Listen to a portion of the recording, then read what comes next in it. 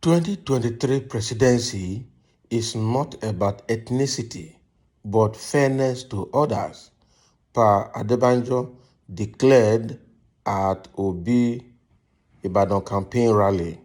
Yeah, that's fair enough. So it's not about ethnicity. It's not about blaming Afenifere for endorsing somebody from Southeast, leaving somebody from Southwest.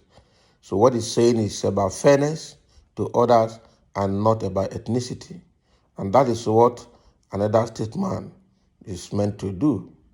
So, Adebanjo, thank you for your honesty and neutrality.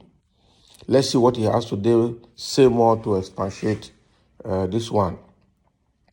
The elder statesman, alongside other prominent Nigerians, on Wednesday led Obi's presidential campaign team to Ibadan, the Oyo state capital. According to Adebanjo, he had no issues with his fellow Yoruba man and presidential candidate of the All Progressives Congress, APC, Asiwaju Bola Ahmed Tinubu, adding that he chose to support Obi, an Igbo man, in the interest of equity, justice, and fairness. He argued that since Nigeria got its independence in 1960, the Southeast had not been opportune to occupy the country's leadership position, whereas other regions had produced it one or two times. He went down memory lane, saying former President Olusegun Obasanjo was brought from prison after the annulment of the 1993 election to lead the country. He spent a two-term of 8 years and handed over to the late Musa Yar'Adua from the Northeast. And after the demise of Yar'Adua, President Goodluck Jonathan from the South became the acting president through the invocation of the doctrine of the necessity, and later contested and won the election. Former President Jonathan handed over to the incumbent President Muhammadu Buhari from the Northwest. Now the Afenifere is saying that the baton of leadership must be handed over to the candidate from the Southeast, and people are now calling me names. They submitted that my decision is born out of the hatred that I have for Tinubu. The question is, where were this set of critics when I stood solidly behind Tinubu during his challenges? Where were they when I supported his first and second term ambition to govern Lagos State? Now that I am calling for equity and fairness, I have become his sworn enemy. They say that I am envious of his achievements. Nigeria's presidency is neither about Igbo nor Yoruba. The legacy of Chief Obafemi Awolowo must be upheld. Awo detested the marginalization of any tribe by any tribe. Chief Awolowo is an advocate of true federalism. This is what he fought for alongside the late Nnamdi Azikiwe and Sadana of Sokoto. Rotational presidency is non-negotiable. In his address, Obi noted that the Nigeria is like a vehicle grounded by dead drivers, adding that only the Labour Party could fix it. He hailed Per Adebanjo, saying his type are trying to build a new Nigeria through fairness, justice, and equity. The Labour Party is laying the foundation for a new Nigeria that the citizens will be proud of. We will ensure that we move Nigeria from consumption to production. We will create jobs for youths. Our youths are energetic and always ready to work. We will fight corruption. We will create wealth. We are not going to share our commonwealth. Nigeria today has become a laughingstock. New Nigeria will not be built on religion, ethnicity. We will ensure that ends come to incessant strikes by members of the Academic Staff Union of Universities, ASU. We will return Lagos to the financial center of Africa, while the lost glory of the ancient city of Ibadan will be returned. Wow. So this is what Adebanjo is saying, and this also Obi is saying, that Adebanjo is saying that ruling Nigeria or Nigerian presidency is not about ethnicity. It's about equity and fairness and justice. Right? Now, he said people are calling him names because he has supported Peter Obi of Labour Party to become president. Now they are saying he's an enemy to Bola Ahmed Tinubu.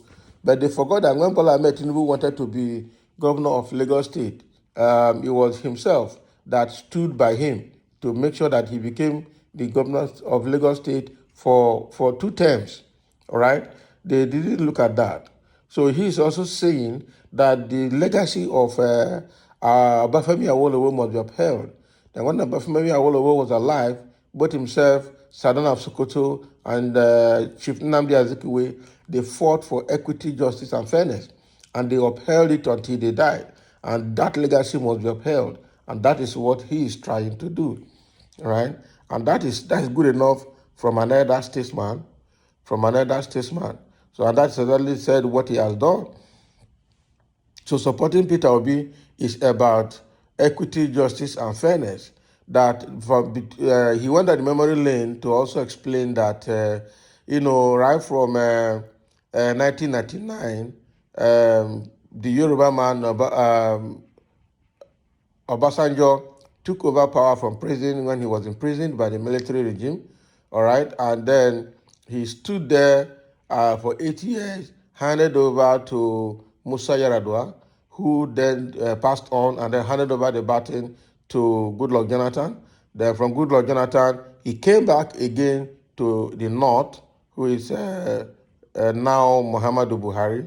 So now that he's supposed to move again, he should rotate back to the southeast. That in all of these, the Southeast had never tasted the office of leadership of the country, which is the office of the presidency. The Southeast had never tasted it.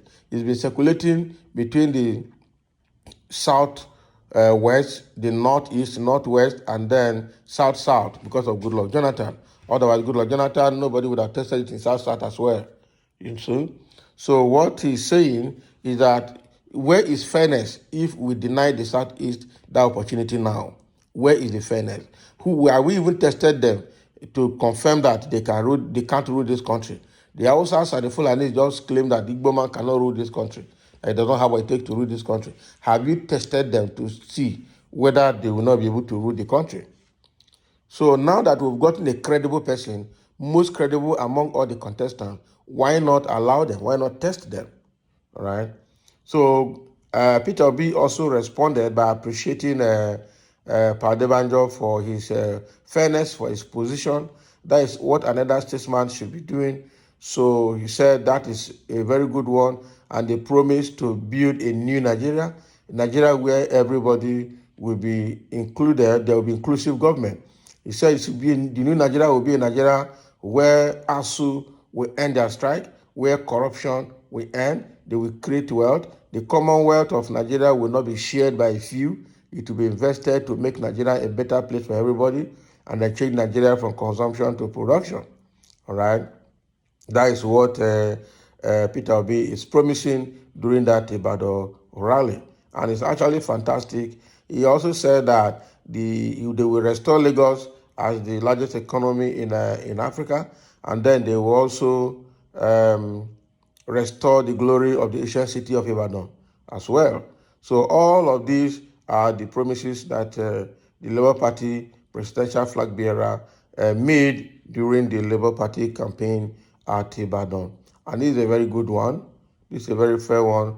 For Adebanjo, this is great as another statesman, and standing in a good position to make sure there's justice, equity, and fairness for all is actually what another statesman should do. And irrespective of antagonization that is meted against him, he still stands his position. That is also what another should do. So it's well appreciated. So thank you for listening. Let's see. Not too many comments. Somebody say Adebanjo just booked his duplex in heaven. Yeah. So by being fair and honest, as an old man, he just booked his duplex in heaven. It means that he will go to heaven. That he's somebody that God will appreciate and God will welcome when the time comes. That is a very good prayer for him, and that's a very good appreciation for him as well. So thank you for listening. and let's have your comment here below.